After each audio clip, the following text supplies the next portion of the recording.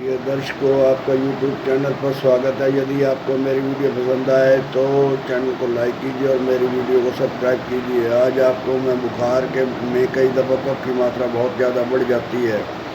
जो लोग बीड़ी तंबाकू का सेवन करते हैं उनके लिए उनमें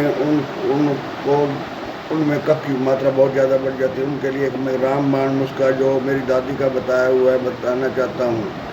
10 ग्राम काली मिर्च, 10 ग्राम हल्दी पिसी हुई और 10 ग्राम दालचीनी कूट लें और बिल्व पत्तर 10 ग्राम पीपल के पत्ते और 10 ग्राम तुलसी के पत्ते, इन तीनों को भी अलग से कूट लें, मिक्स करके कूट लें और मिक्सी में कूट कर इनका भी रस निकाल लें और रोज़ाना पीतल की कटोरी में इन सभी को, इन मसालों को और उन रस को रख दें।